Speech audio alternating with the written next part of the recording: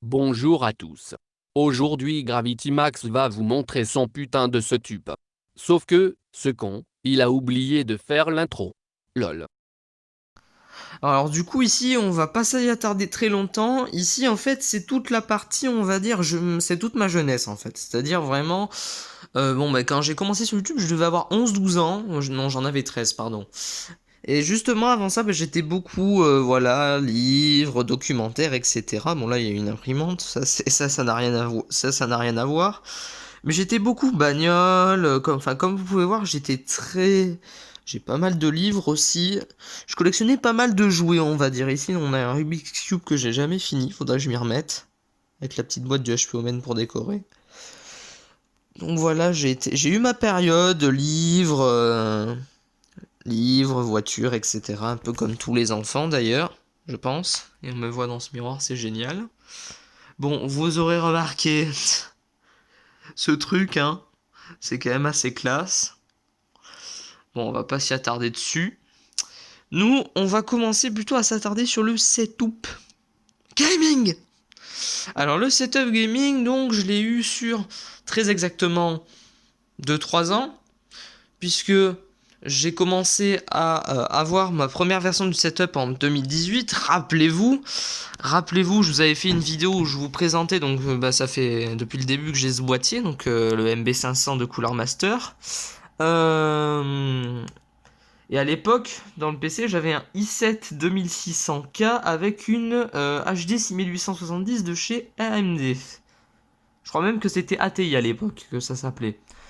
Mais bon, ça c'est guère d'importance. Oh, mon téléphone qui me dit que j'ai plus de stockage, yes. Alors actuellement la config a bien changé, je vous en avais pas parlé, mais enfin j'ai dû vous en parler peut-être. Mais voilà, je vous le dis comme ça, titre d'information, ça a bien changé. Bon, vous savez que j'ai changé ma carte graphique. Sauf qu'au lieu d'un i7 2100K, maintenant j'ai un Ryzen 5 3600, 16 Go en DDR4 3000 et une carte mère TUF en B450 plus gaming. Donc bon, ben voilà, je me suis équipé. Et à Noël, je prévois de changer mon boîtier et mon alim pour passer sur un truc plus silencieux, puisque bon là je le précise, le PC est en idle, là il n'y a rien qui tourne. On voit ici les taux d'utilisation de mon pros, voilà, il est utilisé à peine 3%, tout le reste ne tourne pas. Et pourtant ça fait pas mal de bruit. Donc voilà pour le PC, bon en somme le boîtier est très joli, et je risque de perdre un petit peu. Existe-t-il quelque chose de plus gonflant que de tomber à court de mémoire lors d'un tournage de vidéo? Non, je ne crois pas. Donc je disais que à Noël j'allais sûrement changer le boîtier et l'alimentation et que j'allais donc perdre en Jackie Tuning, et vu que bon les ventilos RGB ça va dégager. Mais j'aurai toujours mon ventirad et ma carte mère avec un peu de RGB pour apporter un petit peu de lumière à tout ça. Puis peut-être que je mettrai une ou deux bandes LED dedans. On verra. Mais sinon, c'est vrai que globalement, le PC, niveau performance, évidemment, ça envoie quand même sa mère. Pour vous dire, je suis jamais arrivé à utiliser mon R5 3600 à fond. Ça peut paraître fou, mais j'étais une fois en train de rendre une vidéo sur mon Proco et de jouer en même temps, et je voyais au niveau des taux d'utilisation 85% et 70 degrés. Donc pour vous dire clairement là, pourtant je lui pompais sur la gueule, mais le machin, non non, il en voulait plus. Alors on va continuer avec les périphériques, on va commencer par ce magnifique clavier, ce magnifique Spirit of Gamer XPR K700. Alors c'est un clavier qui coûte quand même moins de 100 euros, donc il a 70 euros. C'est des switches en MX Red, donc ça fait quand même euh, bah, relativement moins de bruit que les switches bleus. Après, ça reste quand même du méca, donc c'est bruyant. Donc ce clavier donc est à switch rouge, il a un rétroéclairage RGB comme vous le voyez. Vous pouvez télécharger un logiciel sur votre PC pour programmer, ou sinon avec la touche FN Insert vous pouvez changer les modes. Je vais vous montrer un petit peu.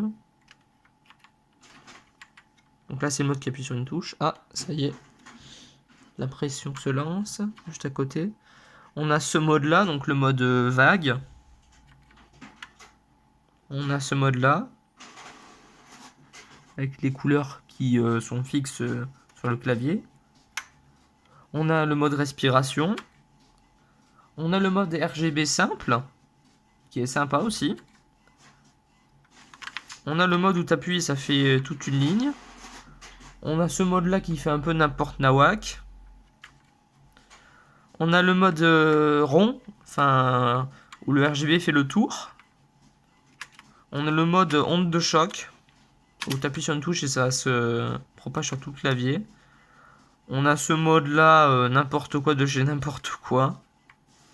On a ce mode là aussi, en couleur fixe. On a le mode serpent. Et on a le mode vague de couleur RGB que je vais garder puisque c'est mon mode préféré. Ensuite, sur la souris, alors la souris, bon, là ça fait un petit bail que je l'ai quand même. Depuis que j'ai mon PC, je l'ai. Donc c'est une souris de la marque Magiga, c'est une marque pas bien connue. Je l'ai acheté 30 € et franchement, bah, je suis pas déçu parce que ça monte quand même à 6000 dpi, cette petite saloperie. Donc, enfin, saloperie. C'est pas méchant, hein, je dis pas, hein, c'est une bonne souris. En plus, bon, elle est RGB, bon, c'est que 16 couleurs là pour le coup, mais ça suffit. Bon, bah, c'est assez ergonomique quand même, ça se prend bien en main. Moi, je le prends en main avec la main droite. Et ça se prend plutôt bien en main, comme vous voyez. C'est assez agréable, la molette pareil. C'est juste que ça couine un peu des fois.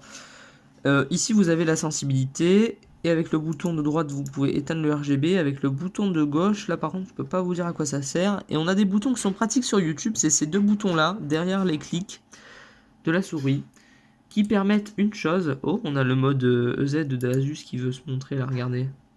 Hop. Donc ces deux petits trucs-là, ça sert à faire next et précédent sur YouTube. Voilà, pour ceux qui veulent savoir.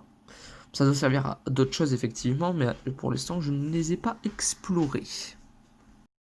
Alors au niveau du casque, bon bah c'est pareil, j'ai pris du SOG, enfin du SOG, du Spirit of Gamer, parce que bon bah voilà, niveau rapport qualité-prix c'est pas trop mal. Alors celui-là c'est le Expert H500, si je vous dis pas de conneries. Donc c'est un casque qui est quand même assez gros hein, au niveau des écouteurs, comme vous le voyez, c'est quand même un sacré gros casque. Le son, bah, c'est du surround 7.1 virtuel, donc c'est quand même du pas trop mauvais, surtout que sur ce casque là il est assez bon. Le son est très très fort franchement. L'effet réduction de bruit, bon il n'y en a pas, mais une fois la musique dessus vous entendez plus rien. Et il est plutôt confortable à l'utilisation, voilà, je vais vous le mettre. Et du coup vous allez voir ma gueule de con. Donc voilà, bon, une fois le casque sur la tête quand même, bon bah ça fait quand même un peu aviateur. Houston, j'ai un problème. Mais bon, je veux dire, le casque se porte plutôt bien, il est assez confortable, il est assez encombrant, et puis je peux vous dire que vous entendez plus grand chose une fois que vous l'avez. Ça, c'est indéniable. Ensuite, on va passer à l'écran. Alors l'écran, c'est un écran LG. Donc écran LG que j'ai acheté à Intermarché.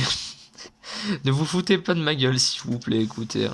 J'ai trouvé Intermarché, il était en promo, je l'ai payé 70 € l'écran. C'est un 1080p IPS 60 Hz. Donc bon, c'est quand même plutôt de la bonne cam. 75 Hz même. Bon, bah, qu'est-ce que vous voulez que je vous dise? Les couleurs sont vraiment jolies dessus. Le temps de réponse est de 3 ms, il me semble. Donc c'est quand même un bon écran qui est très agréable à l'utilisation quotidienne. Franchement, pour un petit écran, surtout pour le prix auquel je l'ai acheté, je ne vais pas du tout me plaindre. Surtout que bon, bah, il est quand même plus fin et moins encombrant que mon ancien écran Sun microsystème. Et on va passer sur le dernier petit joujou que bon, bah, en ce moment, c'est vrai, j'y touche pas trop, mais j'essaye de le configurer pour BeamNG celui-là. Et c'est assez galère, parce que bon, bah, c'est un trust. Et on va dire que BeamNG avait plus été fait pour jouer avec des Logitech, des volants de Logitech. Mais donc ce volant, c'est un Trustmaster T150, pas RS, c'est le modèle normal, en version Ferrari. Donc pour l'avoir évidemment testé un petit peu quand même, notamment sur FH4, c'est un volant qui est très agréable à l'utilisation. Et vu que moi en plus je peux pas conduire, bon bah au final ça me donne déjà une petite expérience et faut reconnaître que bon bah ça reste quand même quelque chose de sympatoche. C'est quand même assez sympa pour s'immerger dans Forza par exemple. Bon bah je sais pas, tu prends une petite Clio RS et puis tu prends ce volant là et hop tu conduis tranquille. T'es plutôt pas mal quoi. Avec le pédalier juste ici, alors il n'y a pas d'embrayage évidemment, vous devinerez bien. Là c'est des palettes au volant. Bon voilà les amis, c'est la fin de ce vidéal. J'espère que ça vous a plu. Et puis je vous souhaite de bonnes fêtes de fin d'année. Passez un bon moment en famille ou pas d'ailleurs. Et moi je vous laisse et je vous dis à ciao bye.